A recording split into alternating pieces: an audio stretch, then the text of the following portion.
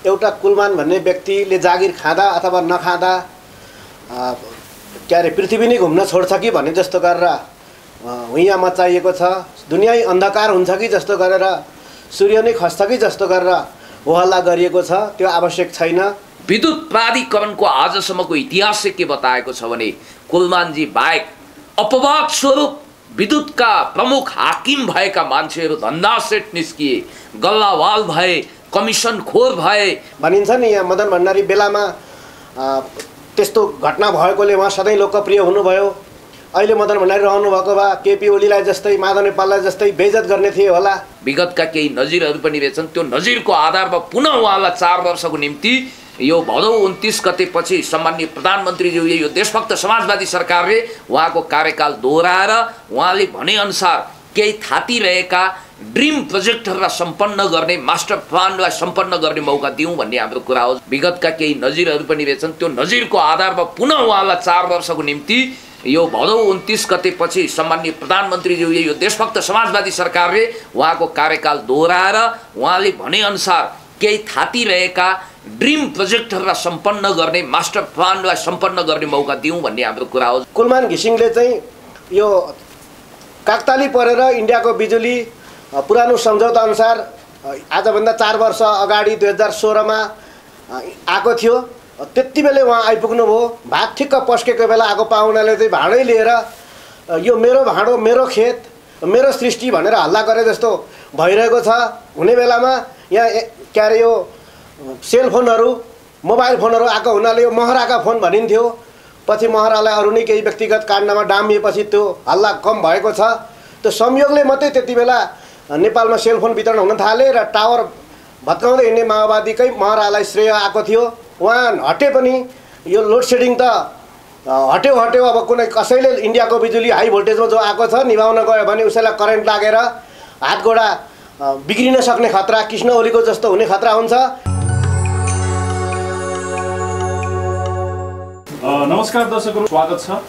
आज हामी यो समसामयिक विषयवस्तुमाथि रहेर यो बहसलाई केन्द्रित गर्नेछौँ र आजको हाम्रो भलाकुसारी खास गरी कुलमान घिसिङको विषयमा केन्द्रित हुनेछ। दुईवटा विषय चाहिँ बढी केन्द्रित छ। एउटा चाहिँ कुलमान चाहिन्छ भने किन चाहिन्छ र चाहिँदैन भने किन चाहिँदैन भन्ने विषयमा आज हाम्रो बहस केन्द्रित हुनेछ। र आजको हाम्रो यो बहसमा सहभागी हुनुहुन्छ पिएचडी स्कलर पुण्य गौतम र एउटा दार्शनिक तथा सामाजिक अभियन्ता, समाजसेवी मुकुन्द घिमिरे। यहाँहरू दुवैजनालाई धेरै धेरै स्वागत छ। हजुर, धेरै धेरै धन्यवाद। नमस्कार। Thank you. नमस्कार। अब सुरुको प्रश्न चाहिँ मेरो मुकुन्द घिमिरेजीलाई, कुलमान घिसिङ चाहिँ किन चाहिँदैन? तपाईँले 1, 2, 3 अथवा 4 कतिवटा तर्क छन्, तपाईँले आफ्नो सुरुमा चाहिँ पहिला आफ्नो तर्कहरू राख्नुहोस्। ठ्याक्कै कुलमान घिसिङ विद्युत प्राधिकरणका अहिलेका कार्यकारी निर्देशक, उहाँ व्यक्तिको रूपमा चाहिन्छ। उहाँको सुस्वास्थ्य, चिरायुको कामना पनि छ मेरो। तर 4 वर्षको पदावधि सम्पन्न गरेर उहाँ भदौ 29 गतेदेखि बिदा हुँदै हुनुहुन्छ। उहाँलाई सम्मानजनक हिसाबले बिदाई गर्नुपर्छ। बडुवाको सोपान क्रममा रहेका अरू योग्यतम प्राविधिक इन्जिनियरहरूलाई त्यहाँ मौका दिनुपर्छ। एउटा कुलमान भन्ने व्यक्तिले जागिर खाँदा अथवा नखाँदा पृथ्वी नै घुम्न छोड्छ कि भन्ने जस्तो गरेर हुइया मचाइएको छ। दुनिया अन्धकार हुन्छ कि जस्तो गरेर, सूर्य नै खस्छ कि जस्तो गरेर होहल्ला गरिएको छ। त्यो आवश्यक छैन। हामीले व्यक्तिमा भन्दा विधिमा विश्वास गर्नुपर्दछ। र उहाँ कुलमान घिसिङकै स्वर पनि कतै सुनिएको थियो, एउटै व्यक्ति सधैँ किन त भन्ने कुरा पनि छ भनेर उहाँले नै स्वीकार्नु भएको थियो। र कुलमान घिसिङको यति बेलै विदाई हुँदा चाहिँ उहाँको लोकप्रियता सधैँलाई कायम रहन्छ। अवकाशपछि पनि उहाँले सम्मानजनक जीवन जिउन, देश विदेश डुल्न, आफ्नो निजी काम कर्म गर्न सजिलो हुन्छ। अर्को 4 वर्ष उहाँलाई त्यही बोरिङ काममा अल्झाउने हुँदा उहाँको लोकप्रियतामा ह्रास हुनसक्छ। भनिन्छ नि, यहाँ मदन भण्डारी बेलामा त्यस्तो घटना भएकोले उहाँ सधैँ लोकप्रिय हुनुभयो। अहिले मदन भण्डारी रहनु भएको भए केपी ओलीलाई जस्तै, माधव नेपाललाई जस्तै बेइज्जत गर्ने थिए होला भनिन्छ। ठिक त्यस्तै कुलमान घिसिङको कार्यावधि पनि यो सम्पन्न हुन दिनुपर्छ। र कुलमान घिसिङले चाहिँ यो काकताली परेर इन्डियाको बिजुली पुरानो सम्झौता अनुसार आजभन्दा 4 वर्ष अगाडि 2016मा आएको थियो। त्यति बेलै उहाँ आइपुग्नु भयो। भात ठिक्क पस्केको बेला आएको पाहुनाले चाहिँ भाँडै लिएर यो मेरो भाँडो, मेरो खेत, मेरो सृष्टि भनेर हल्ला गरे जस्तो भइरहेको छ। पहिला सञ्चार मन्त्री कृष्णबहादुर महरा हुने बेलामा यहाँ के अरे यो सेलफोनहरू, मोबाइल फोनहरू आएको हुनाले यो महराका फोन भनिन्थ्यो। पछि महरालाई अरू नै केही व्यक्तिगत काण्डमा डामिएपछि त्यो हल्ला कम भएको छ। त्यो संयोगले मात्रै त्यति बेला नेपालमा सेलफोन वितरण हुन थाले र टावर भत्काउँदै हिँड्ने माओवादीकै महरालाई श्रेय आएको थियो। र अहिलेको यो कार्यकारी निर्देशक कुलमान घिसिङले चाहिँ सरकारलाई पनि सहयोग गर्नुभयो जस्तो लाग्दैन। नेपालको बिजुली उत्पादन गरेर भारतमा बङ्गलादेशमा बेच्नलाई एक्सटेन्सन लाइन अन्तर्राष्ट्रिय स्तरको बनाउनु पर्ने, त्यसको लागि एमसिसी प्रोजेक्ट आजको आजै हुनपर्ने। हिजो सामान्य स्वरमा उहाँले नि भन्नुभएको कि एमसिसीसम्म त हुनुपर्छ भनेर, तर पछि चाहिँ नै उहाँले दुनियाँलाई घानमा हालेर आफू परबाट रमित हेर्नुभयो। एमसिसी प्रोजेक्टको बचाउ गर्नुपर्ने थियो। प्रधानमन्त्रीलाई यसबाट धेरै गाली आएको छ। सरकारलाई सहयोग नगरेको यो सरकारसँग अहिलेका कार्यकारी निर्देशकको ग्रह नमिलेको हुनाले उहाँलाई सामान्य हिसाबले अवकाश हुन दिनुपर्छ। उहाँ हटे पनि यो लोड सेडिङ त हट्यो अब कुनै कसैले इन्डियाको बिजुली हाई भोल्टेजमा जो आएको छ निभाउन गयो भने उसैलाई करेन्ट लागेर हातगोडा बिग्रिन सक्ने खतरा, कृष्ण ओलीको जस्तो हुने खतरा हुन्छ। त्यसैले कुलमानजी गए पनि, उहाँलाई छुट्टी दिए पनि नेपालमा लोड सेडिङ घटेको हटै हुन्छ। त्यसैले उहाँ नै अनिवार्य चाहिरहन्छ भन्ने जस्तो मलाई लाग्दैन। ओके, अब हेर्नुहोस्, अब तपाईँ त खुलेआम समर्थनमा उत्रिनु भएको छ होइन कुलमानजीको, उहाँले त अब चाहिँदैन भन्नुभयो। सामान्य सहज ढङ्गले वास्तवमा भन्ने हो भने कुलमानजीको ग्रेसफुल एक्जिट, कुनै पनि कर्मचारीको सम्मानजनक बहिर्गमन होस् र त्यही पेसामा त्यही काममा फेरि रेटोरिक तरिकाले 4-5 वर्ष दोहोरिँदा बोरिङ होला, इरिटेसन होला, नतिजा उच्च स्तरीय सोचे अनुकूल नहोला, त्यही गीत पटक पटक गाउँदाखेरि मोनोटोनस हुनसक्छ भनेर वास्तवमा यो जो सोचाइ राखिएको छ। सामान्य अवस्थामा यी कुराहरू ठिक होला, तर हामी विशिष्ट स्थितिमा छौँ, विशिष्ट घडीमा छौँ। विद्युत प्राधिकरणको आजसम्मको इतिहास चाहिँ के बताएको छ भने कुलमानजी बाहेक अपवाद स्वरूप विद्युतका प्रमुख हाकिम भएका मान्छेहरू धन्दा सेट निस्किए, गल्लावाल भए, कमिसन खोर भए, विद्युत माफियासँग उनीहरूले एकदमै मितेरी साइनो गाँसे, नेपाललाई बर्बाद बनाए, लोड सेडिङ गरे। फेरि पनि त्यो कालो इतिहासको चक्रव्यूह यहाँ जोडिन सक्छ, दोहोरिन सक्छ भनेर मान्छेहरू सन्तस्त छन्। र कुलमानजीको पनि एउटा सदिक्षा के भने हुन त उहाँको त्यो महानता हो कि मै सधैँ रहनुपर्छ भन्ने जरुरी छैन भन्नुभएको छ। र हामीले पनि भनेको के भने आकाशमा चन्द्र सूर्य रहेसम्म नश्वर शरीर त रहँदैन, यो नाथे चोला त पञ्चभौतिक देह त कता कता विलीन भएर जान्छ भने मान्छेको जुनी छोटो छ। एक कार्यकाल लम्ब्याउँदा बडो राम्रो हुन्छ, त्यसपछि त उहाँले पनि खोज्नुहुन्न त्यो पद भनेर विगतका केही नजिरहरू पनि रहेछन्। त्यो नजिरको आधारमा पुनः उहाँलाई 4 वर्षको निम्ति यो भदौ 29 गते पछि सम्माननीय प्रधानमन्त्रीज्यूले यो देशभक्त समाजवादी सरकारले उहाँको कार्यकाल दोहोऱ्याएर उहाँले भनेअनुसार केही थाती रहेका ड्रिम प्रोजेक्टहरूलाई सम्पन्न गर्ने, मास्टर प्लानलाई सम्पन्न गर्ने मौका दिउँ भन्ने हाम्रो कुरा हो। जस्तो कि तपाईँलाई थाहा छ ट्रान्समिसन लाइनहरू भव्यतापूर्वक राम्रोसँग स्याहार सम्भार गर्नु छ, ट्रान्समिटरहरू राम्रो बनाउनु छ, भूमिगत तारहरू बिछ्याउनु छ र विद्युत क्षेत्रमा जङ्गी सुधार गर्नु छ र अझ बढी धेरै खोलाहरूबाट कैयौँ मेगावाट बिजुली दोहन गर्न बाँकी छ। यी अधुरा रहेका थाती रहेका सपनाहरू जो उहाँले विपनामा रूपान्तरित गर्नु छ, धेरै काम गर्नु छ, देशमा जनताको निम्ति सेवा गर्नु छ। यो कुनै प्रधानमन्त्रीको चेयर पनि होइन, कुनै देशको कार्यकारी प्रमुखको चेयर पनि होइन। यहाँ तिल्ला पहाड बनाउनु जरुरी छैन र उहाँले इच्छाए अनुसार काम गर्ने मौका एकचोटि दिउँ। हुन त यो अर्थमा उहाँले सङ्केत गरे जस्तै त्यहाँका प्रतिभाहरू उत्तराधिकारीलाई पनि त्यो ठाउँमा पुग्नको लागि हतारो होला, उहाँहरूको पनि अदम्य प्रतीक्षा होला, उहाँहरूलाई चान्सै दिनु हुँदैन भन्ने छैन। र अब कस्तो हुन्छ भने कुनै मान्छेले हिजो गरेका महान कामहरूलाई दोहोऱ्याएर त्योभन्दा त्यत्तिकै स्तरमा नतिजा नदिन सक्छ अथवा त्योभन्दा कम पर्फर्मेन्स देखिन सक्छ भन्ने कुरो पनि बेनिफिट अफ डाउट लिन सकिन्छ। तर त्योभन्दा राम्रो कामको नतिजा पनि त दिन सक्छ, किनभने सिङ्गापुर चलाउनु भयो ली कुवान यूले 20औं 30औं वर्षसम्म उहाँले काम गर्दा पनि जनता अगाएनन्। कसैसँग चाँडै अगाउँछन्, कसैसँग अगाउँदैनन्। त्यसकारण हामीले भनेको के भने आकाशमा चन्द्र सूर्य रहेसम्म मान्छे त रहँदैन भने काम गर्ने अवधि पनि छोटो छ। बाँकी 4 वर्ष उहाँलाई दोहोऱ्याउँ।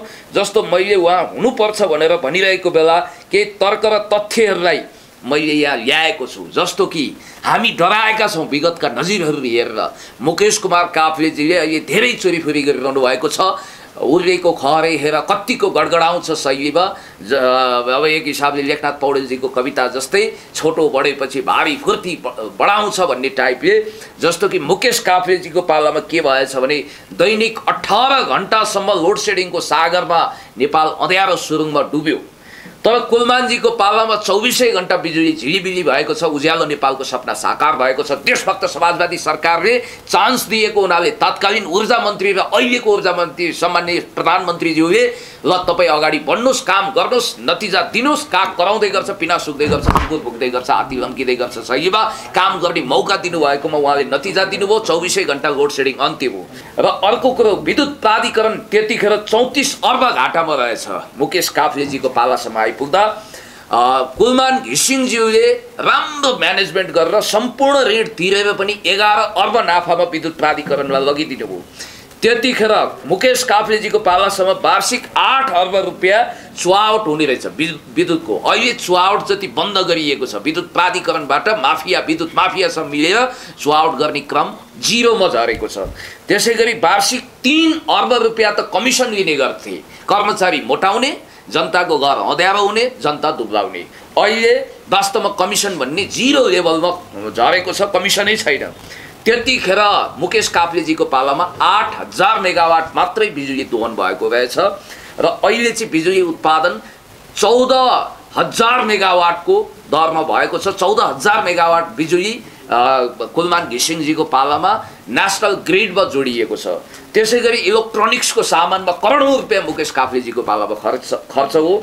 अहिले देशको मुद्रा देशमै खपत भएको छ, विदेशमा गएको छैन।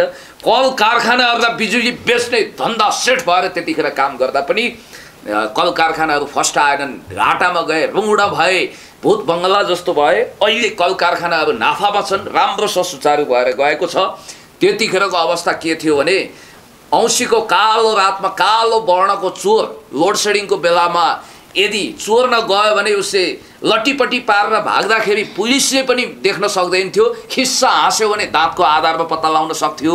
अहिले चाहिँ 24 घण्टा लोड सेडिङ नहुँदाखेरि, झिलिबिली बिजुली हुँदाखेरि जस्तो सुकै चोर होस्, जस्तो सुकै चलाक होस्, उसलाई पुलिसले सीसीटीभी फुटेजको आधारमा अरू आधारमा तत्कालै समाउन सक्छ। त्यसकारणले गर्दाखेरि यो नतिजा दिएको हुनाले कुलमान घिसिङजी राइट म्यान इन राइट प्लेसको सिद्धान्त अनुसार फेरि नियुक्त हुनुपर्छ भन्ने मेरो जिकिर हो। तर उहाँ हुनु भएन, मानौ 99.9% हुनुहुन्छ भन्ने मेरो विश्वास हो। मेरो कामना त 100% हुनैपर्छ, कुलमानजी नै हुनुपर्छ एकचोटिको लागि भन्ने हो। हुनु नै भएन भने पनि आकाशै खस्दैन, धरती नै फाट्दैन, 10 रेक्टर स्केलको भूकम्प आउँदैन, सुनामी आउँदैन, तुफान आउँदैन। तर मलाई आशा भरोसा विश्वास छ कुलमानजी अवश्य पनि नेपाल विद्युत प्राधिकरणको पुनः एक कार्यकालको लागि कार्यकारी निर्देशकको पदमा आसीन हुनुहुनेछ। घुम्ने मेचमाथि अन्धो मान्छे भएर ढसमस्स कुनै धन्दा सेट, कुनै जगर सेट बस्नेवाला छैन। अब सुनिहाल्नुभयो होइन, पुण्य सरको तथ्यहरू त सुन्नुभयो तपाईँले, पुलुक पुलुक हेरिरहनु पनि बाट्यो। के भन्नुहुन्छ त यसमा चाहिँ? पुण्यजीले जति तथ्यहरू पेश गर्नुभयो नि, यस कारण चाहिँ कुलमान चाहिन्छ, यो कारणले गर्दाखेरि यति देशलाई चाहिँ यति ढुकुटी बढाउनमा चाहिँ कुलमानले होइन मेहनत गरे, उनले चाहिँ त्यसलाई ठुलो योगदान दिएका छन्, अरबौँ राजस्व उठेको छ भन्ने कुराहरू, विद्युत चुहावटदेखि सबै कुराहरू उहाँले तथ्यहरू राखिसक्नुभयो। केही ठाउँ छ कतै सिस्टमले, विधिले, पद्धतिले गरेको कामलाई एउटा व्यक्ति विशेषको पोल्टामा हाल्ने व्यक्तिवाद हावी भएको छ। व्यक्तिका फ्यानहरू लाखौँका सङ्ख्यामा छन्। सिङ्गो कर्मचारी तन्त्रलाई विश्वास नगरेर एउटा कुलमान घिसिङ र एउटा प्रेम सञ्जेललाई पत्याउँदा आफ्नै स्टाफले प्रेम सञ्जेललाई चप्पल हानेका दिन मान्छे बिउजिन बाध्य हुन्छन्। कुलमान घिसिङ स्वयं पनि इन्डियाको बिजुली 8 रुपियाँ 9 रुपियाँ नेपाली रुपियाँमा ल्याएर यहाँ 12 रुपियाँ 13 रुपियाँमा ऐनले तोके भन्दा बढ्दा 20% भन्दा धेरै नाफा खाएर जुन बेचेको हुनाले यो यहाँ धेरै नाफा इत्यादि देखिएको हो। र खास गरी यो रेडियो सुनेको पैसा लाग्दैन, रेडियो सेट किनेर ब्याट्री चार्ज गरिदिएपछि रेडियो नेपालले केही इन्जिनियर पाल्या हुन्छ, रेडियो सुनिन्छ। घाम तापेको पैसा लाग्दैन, हामी सास स्वच्छ फेरिरहेका छौँ पैसा लाग्दैन, यो बिजुली बालेको टेलिफोन सुनेको पनि पैसा लाग्नुपर्ने कुरा होइन, जडान खर्च बाहेक अरू पैसा निरन्तर तिर्नुपर्ने होइन, केही अपरेसन कस्ट बाहेक। तर नेपालमा र दुनियाँमै पनि यसरी पैसा लिने गरिन्छ र त्यो बजारलाई दोहन गरेर यहाँ नाफा देखाउने गरिन्छ। त्यो एक खालको चाहिँ नि लुटपाट हो र कुलमान घिसिङ नभए पनि यो सब काम हुन्थ्यो र नेपालमा खास गरी लोड सेडिङ अन्त्य हुनुपर्ने चाहिँ भारतका प्रधानमन्त्री मोदीको पटक पटक नेपाल भ्रमण भयो। त्यहाँका राष्ट्रपति तत्कालीन राष्ट्रपति प्रणब मुखर्जीको काठमाडौँ भ्रमण हुँदा अहिले उहाँ के अरे बिरामी कोमामा हुनुहुन्छ, उहाँको सुस्वास्थ्यको प्रार्थना गरौँ। उहाँ काठमाडौँ आउँदा यहाँ माउन्टेन फाइट इत्यादि गर्दा नेपालमा बिजुली नबलेको देख्दा के नेपालमा चाहिँ साँझ बत्ती बाल्नुपर्छ भन्ने बुद्धि छैन यहाँका मान्छेको भन्दा बिजुली नभएर साँझ बत्ती नबालेको हो, नभए थानको मुर्को गरेर बत्ती त बाल्थे, आरती त गाउँथे भनेपछि ए हिन्दू राज्य बिजुली हामी दिन्छौँ, हामीले पुजेको मानेको ठाउँ हो भनेर भारतबाट 600 मेगावाटभन्दा बढी बिजुली आए पछाडि यो लोड सेडिङ मुक्त भएको हो। त्यही बेला जागिर पाउनु कुलमानको लागि त्यो भाग्यको संयोगको विषय हो र एउटा व्यक्ति विशेषले यो लोड सेडिङ हटाएको गरेको केही होइन, यो एउटा व्यक्तिले नाफा गरेको केही होइन। कुलमानजी नहुँदा पनि, कुलमानजीले इन्जिनियरिङ नपढ्दा पनि, कुलमानजीले त्यहाँ जागिर नपाउँदा पनि यो अवस्थामा यो स्थिति हुन्थ्यो। 2012 को विद्युत प्राधिकरणको चाहिँ प्रक्षेपणमै 2017 देखि नेपालमा बिजुली ओभरफ्लो हुन्छ, त्यति उत्पादन हुँदैछ, बेच्ने कता हो, कसरी बेच्ने हो, एमसीसी जस्तो केही प्रोजेक्ट चाहियो, इन्डिया बङ्गलादेश पुर्याउने ठुला तार चाहिए भनेर 2012 को विद्युत प्राधिकरणको प्रक्षेपण पछि अहिले बिजुली ओभरफ्लो हुनु स्वाभाविक हो र अहिले पनि इन्डियाबाट बिजुली आइरहेको छ। एउटा व्यक्ति विशेषले होइन, भारतका राष्ट्रपति भेट्दा हाम्री राष्ट्रपति विद्यादेवी भण्डारीले तपाईलाई धन्यवाद हाम्रो लोड सेडिङ अन्त्य गरिदिनु भएको भनेर हाई लेभलमा त्यसरी कुरा भएको छ। पूर्व भारतका लागि नेपालका राजदूत काङ्ग्रेसका नेता पनि हुनुहुन्थ्यो दीप कुमार उपाध्यायले इन्डियाले गर्दा बिजुली हटेको हो, यहाँ कुनै माओवादीका मन्त्री जनार्दन शर्मा र कुनै चाहिँ इन्जिनियर टेक्निसियन यसो स्विच अन अफ गर्न राखिएका कुलमान घिसिङहरूले होइन।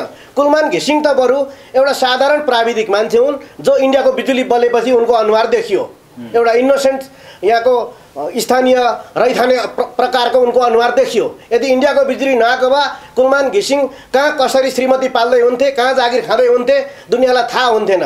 इन्डियाको बिजुलीमा यिनी चम्केका हुन् र सिङ्गो सिस्टमले सरकारले गरेको काममा यिनी मन्त्रीले जस्तो बढिरहेका हुन्छन्, युट्युबरसँग इन्टरभ्यू दिइरहेका हुन्छन्, फिल्डमा गएर नुवाकोटमा स्थानीयसँग झडप गरिरहेका हुन्छन्, बेकारमा थुनिदिन्छु भनिदिन्छन्। प्रहरीले प्रशासनले सिडिओले गर्नुपर्ने काम पब्लिकलाई धम्काउन उनलाई अधिकार कहाँ छ? मेरा व्यक्तिगत मित्र अमनलाल मोदीले संसदमा यिनले 9 अर्बभन्दा बढी चाहिँ बकौता उठाउन सकेनन्। ती ठुला ठुला उद्योगवालाहरूसँग यिनको केही साँठगाँठ छ कि छानबिन गर्नुपर्छ भनेर संसदमा प्रश्न उठेको छ त्यहाँको सम्बन्धित समितिमा। अब यिनी अवकाश हुनासाथ अख्तियारमा जानुपर्छ यिनले हिसाब बुझाउन। प्रहरीका सबै अधिकारीहरू आइजिपीहरू अख्तियारमा जाने गर्दछन्। अब अहिलेका भर्खरै रिटायर भएका आइजिपी खनाल चाहिँ एमालेसँगको व्यापक मित्रताले गर्दा अख्तियारमा बयान दिन जानु परेको छैन, नभए हरेक पूर्व अधिकारीहरूले संवैधानिक आयोगमा जवाफदेहिता सिर्जना गर्नुपर्छ। र राजनीतिकमा हेर्दाखेरि हामी जस्तो व्यक्तित्वहरूले एउटा कर्मचारी खरदार भन्नुहुन्थ्यो प्रधानमन्त्री ओलीले, पूर्व न्यायाधीश खिलराज रेग्मीको सरकारलाई खरदारको सरकार भन्नुहुन्थ्यो। पोलिटिकल हाइटबाट हेर्दा जागिर खाने मान्छेलाई खरदार मानिन्छ, टेक्निसियन मानिन्छ। हामीले त्यसरी साधारण व्यक्तित्वको बारेमा छलफल गर्नु नहुने। उहाँ एउटा सोभियु सभापति बराबर पनि होइन, उहाँ एउटा स्थानीय वडाध्यक्ष बराबर पनि होइन। राजनीतिमा कसले कसलाई नियुक्त गर्छ त्यो मन्त्रीहरूको अधिकारको कुरा हो। मैले कसलाई बिहा गर्छु भोटिङ गरेर हुन्छ, मत जितेर हुन्छ, मन जित्नुपर्छ, मलाई त्यही केटी चाहिन्छ भनेर कसैले आग्रह गरेर बारम्बार त्यही मान्छेलाई जागिरमा थन्काइराख्न हुने जस्तो मलाई लाग्दैन। बाँकी कुरो उहाँबाट आउला। सुनिहाल्नु भयो होइन? हजुर। अब कुलमान घिसिङको त कुनै पनि भूमिकै रहन्छ त लोड सेडिङमा, भारतले गर्दै रहेछ त। अब मैले तपाईँ प्रश्नकर्ता मित्रलाई के भन्छु भने 12 वर्ष रामायण पढा सीताकोशको जोई भनेर कसैले सोद्धाखेरि हनुमानजीको भनेर एउटा बुरुक्क उफ्रिन्थ्यो अरे। प्रश्नकर्ता मित्रसँग म त्यस खालको जवाफको अपेक्षा गर्दिनँ। जहाँसम्म लाग्छ विद्वान प्रश्नकर्ता मित्र, म तपाईँलाई के भन्न चाहन्छु भने तर्कहरू गर्न मजाले पाइन्छ। उहाँको तर्कको आफ्नो खालको एउटा लेभल होला, मैले आफ्नो खालको एउटा लेभल प्रकट गरौँला, सुन्नीहरूले त्यसलाई जजमेन्ट गर्ने हो। इतिहासको इजलासमा हामी दुवैको तर्क उभिएको छ, तर हामी प्रजातान्त्रिक स्वभावका छौँ, लोकतन्त्रमा बाँचेका छौँ, हामी दुवै पोलिटिकल एनिमल हौँ। त्यस कारणले गर्दाखेरि राजनीतिक प्राणीको हैसियतले राजनीतिक आँखाबाट एङ्गलबाट इन्टरप्रिटेसन गर्नुपर्छ भन्ने पक्षमा म छु।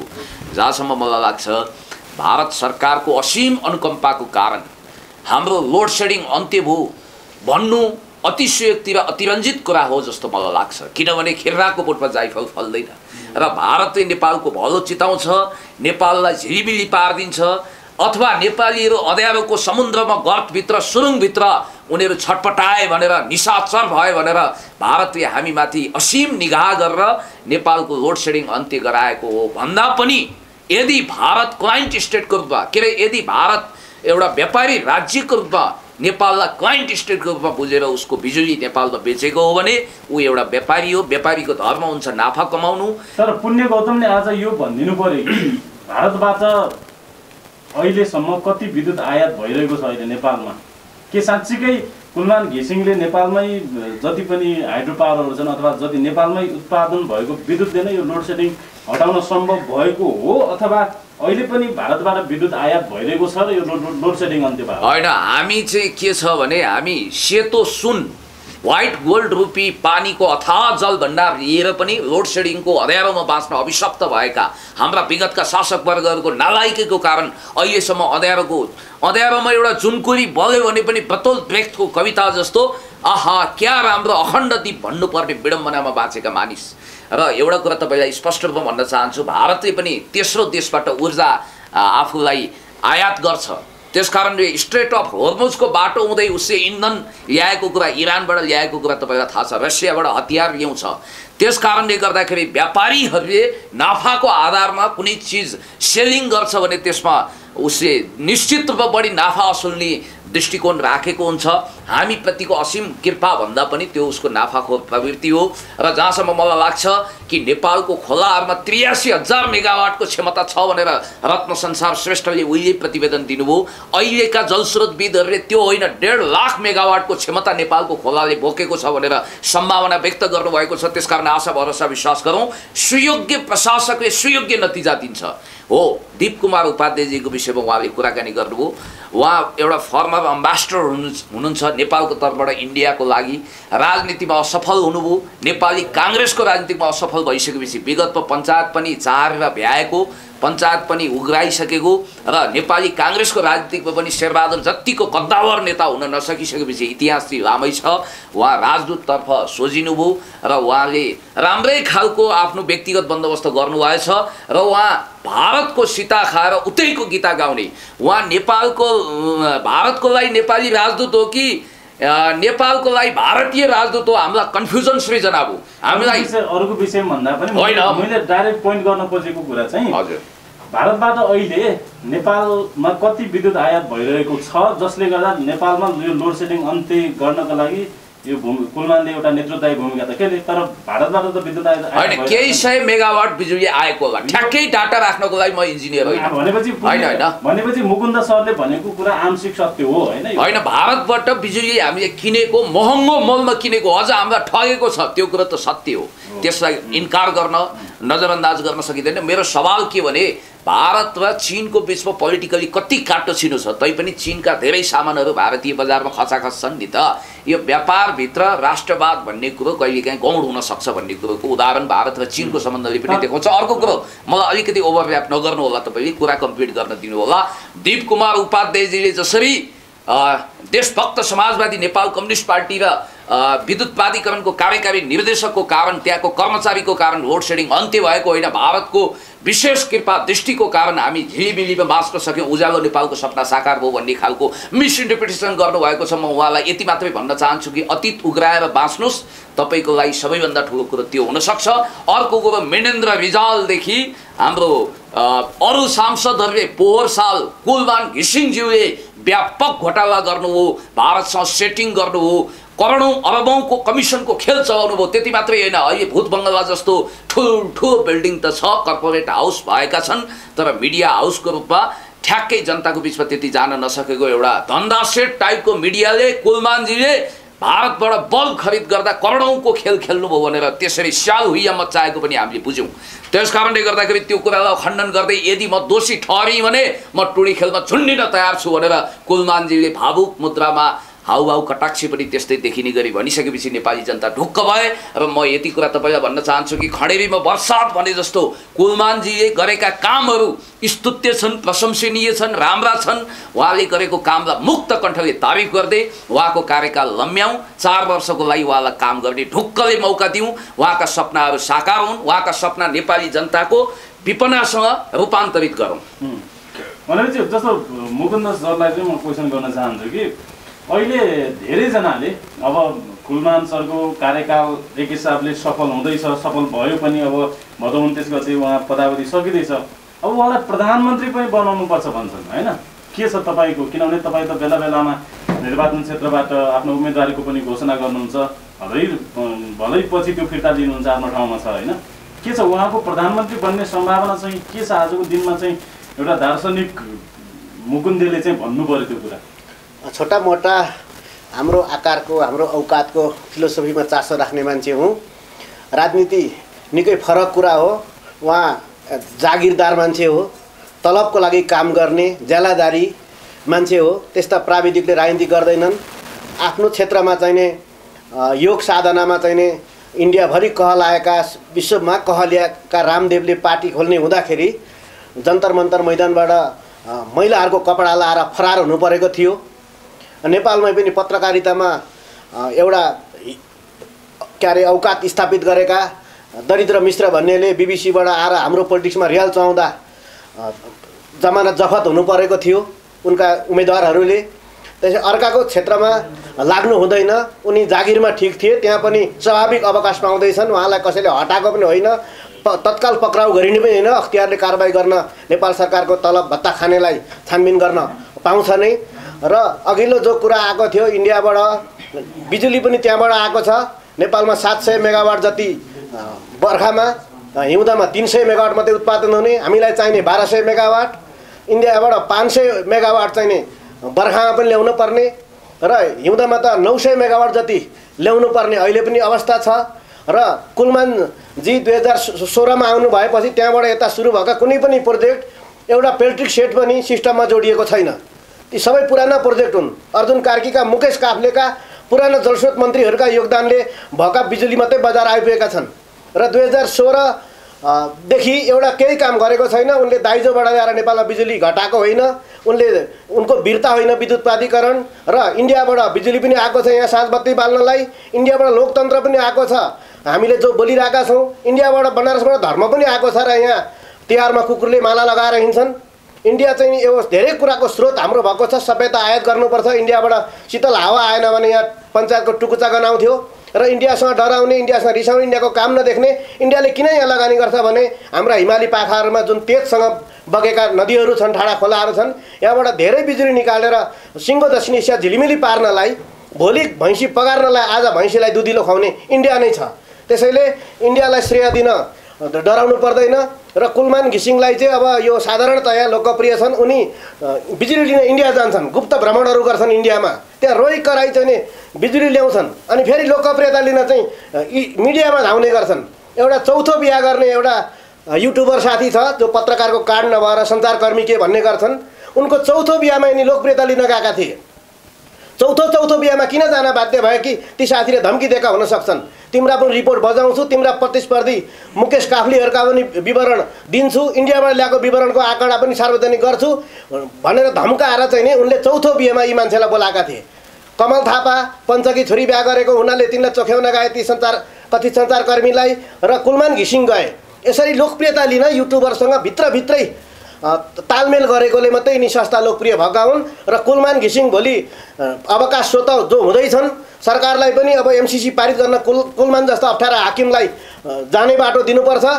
र त्यो कुलमान हटेका भोलिपल्टदेखि पनि नेपालमा लोड सेडिङ हुँदैन। यो इतिहास भइसक्यो। हिजो नेपालमा बिजुली नहुँदा मान्छेले जुन तारामा आफ्ना श्रीमती केटाकेटी गने होलान्, रातभरि सुरक्षित छन् भनेर चट्याइमा गने होलान्, के अरे दियो बाले होलान्, के अरे कुपी बाले, अम्फी बाले। तर अहिले चाहिँ नि लोड सेडिङ हटेर नेपाल झिलिमिली हुनुको एउटा व्यक्ति कारण छैन, सिङ्गो इन्डियाले र सिङ्गो सरकारले मेहनत गरेको छ भन्ने लाग्छ। तपाईँ हरेक कुरामा विरोधी, साँच्चीकै लोड सेडिङ हट्यो भने मुकेश काफ्लेको पालामा चाहिँ किन हटेन? हैन भारतैबाट विद्युत ल्याएको भए पनि त्यसलाई म्यानेज गरेर सबै नेपालीको घर घरमा पुर्याएर उज्यालो नेपाल बनाउनु हैन उज्यालो भरेर चाहिँ जनतालाई खुसी दिनु र नेपाल विद्युत प्राधिकरणलाई अरबौंको फाइदामा पुर्याउनु यो पनि त कुशल प्रशासकको एउटा राम्रो काम हो नि हैन। यदि क्षमता हुँदैन थियो भने कुलमान घिसिङसँग यो त सम्भव थिएन। यो काम त मुकेश काफ्लेले किन गर्न सकेनन् त? समयको कुरा हो। जन्मदै प्राय सबै मान्छे समान हुन्छन्। केही मान्छे जन्मविकारले दुर्घटनाले डिसेबल होलान् बेग्लै कुरा हो। सबै इन्जिनियरको लगभग औकात उति नै हो, तर यिनले ठाउँ पाए, बेलामा जागिर पाए। अब मुकेश काफ्ले अर्जुन कार्कीहरूले नै एउटा सिस्टम बनाइदिएका थिए र ठिक्क चाहिँ नि भात पस्केको बेला कुलमान आइपुग्नु भएको भन्ने कुरा मैले भने। इन्डियाबाट बिजुली ल्याउन पनि पहिल्यै सम्झौता भएका थिए। यो पाइपलाइनको काम ठ्याक्क त्यति बेला भएर मात्रै इन्डस्ट्री आएको हो।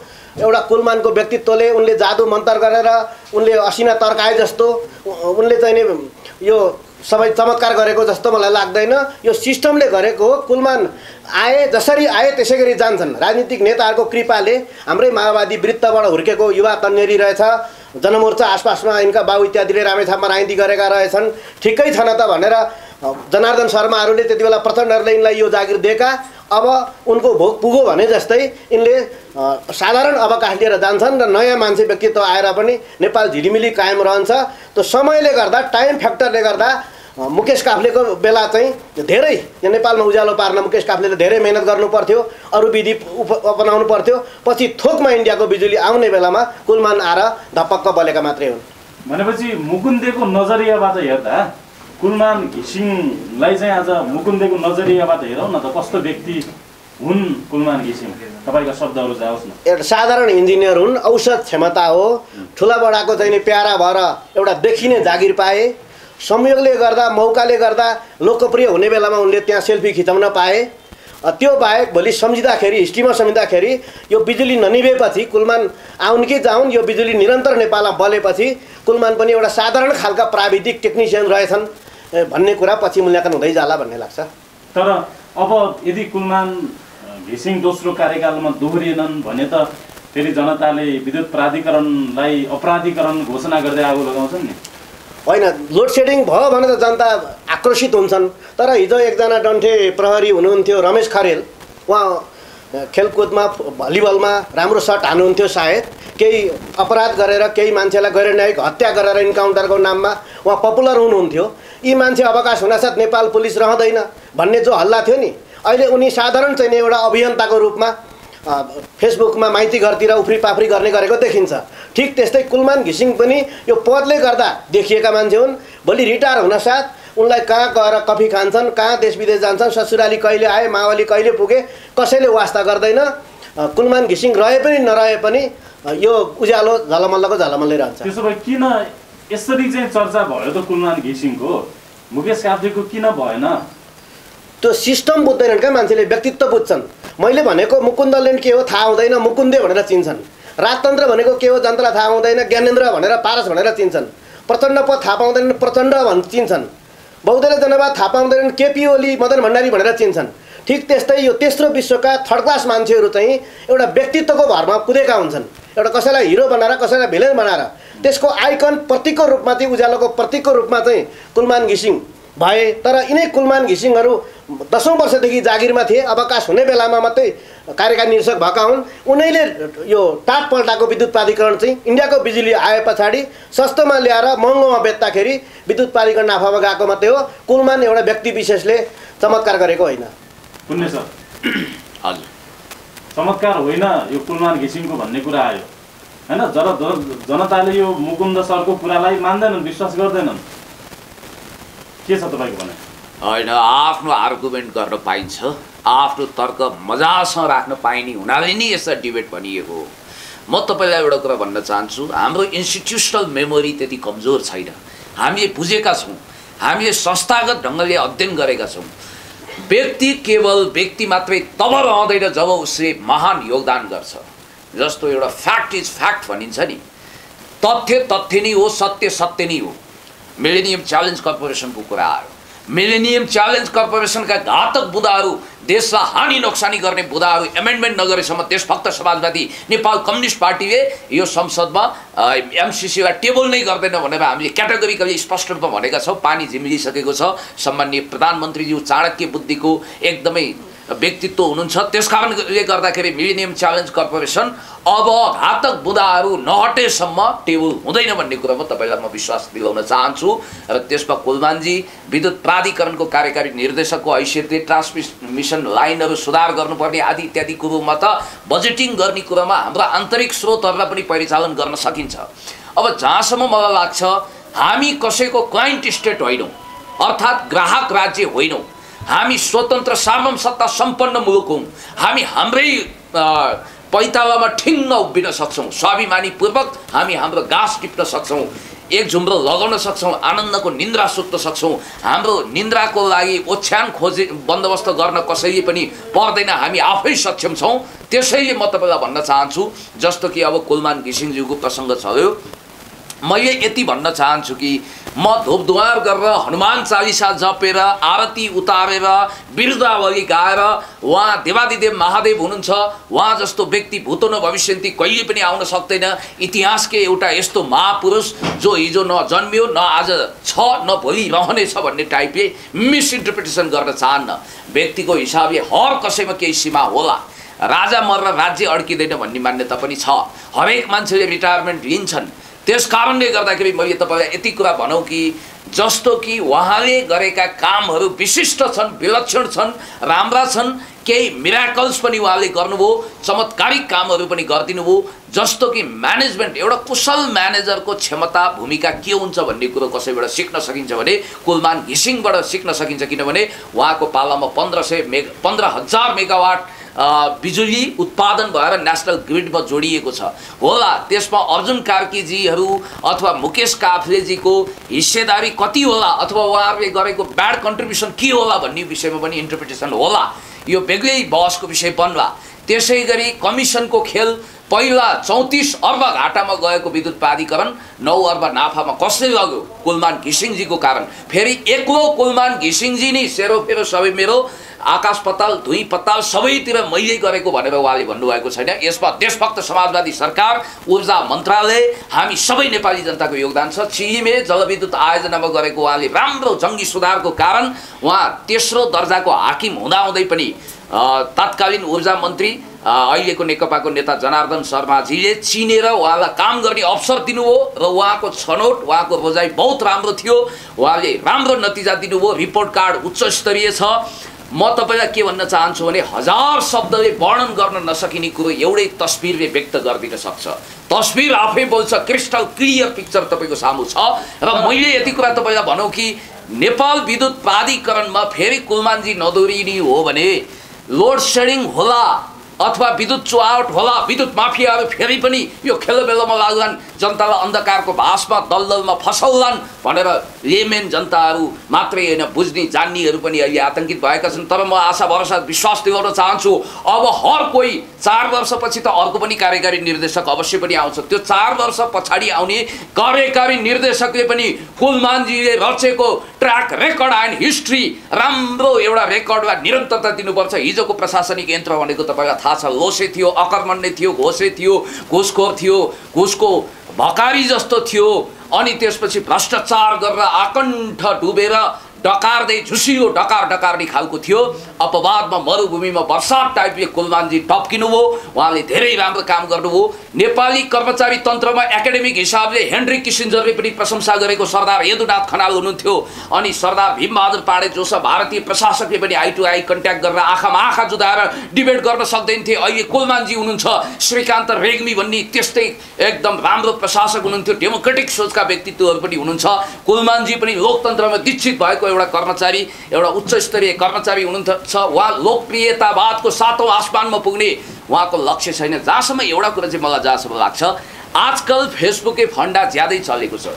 हो, त्यो कुरामा अहिले पछि आउँदा जस्तो तपाईँले देशभक्त समाजवादी सरकारले चाहिँ यस्तो गर्छ, अब फेरि नियुक्त गर्छ भनिरहँदा तपाईँकै पार्टीका सर्वोदय अध्यक्ष तपाईँले सर्वोदय भनेर सम्बोधन गर्नुहुन्छ केपी शर्मा ओली र तपाईँकै पार्टीका नेता वर्षमान पुन लगायतका व्यक्तिहरूले चाहिँ प्रधानमन्त्री मन्त्रीहरूले होइन अब नियुक्त गर्नु हुँदैन भन्ने भाषा बोलिरहनु भएको छ नि, तपाईँले यसरी समर्थन गरिरहँदा मैले त सुनेको छैन, पढेको छैन, देखेको छैन। मैले बुझे अनुसार, मैले पाएको सूचना अनुसार त 11th आवरमा गइसकेपछि अहिले धेरै हल्लाखल्ला भइरहेको छ।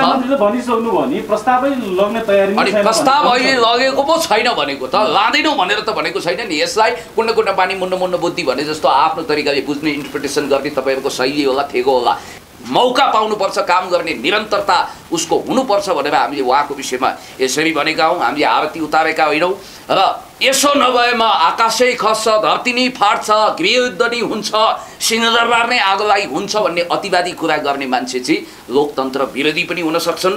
हामीले तिनको कुण्डली मारेका छैनौँ र तिनको विषयमा हामीलाई 3 पुस्ते पल्टाउनु पनि जरुरी छैन। यति कुरा म भन्छु कि कुलमान घिसिङज्यूलाई भदौ 29 गतेपछि पनि नेपाल विद्युत प्राधिकरणको कार्यकारी निर्देशकको रूपमा पुनः 4 वर्षको लागि धन्यवाद बधाई दिनको लागि हामी सक्षम हुनेछौँ। Okay, thank you so much यहाँहरू दुवैजनालाई यो डिबेटमा सहभागी गरिदिनु भयो। धेरै धेरै धन्यवाद। नमस्कार।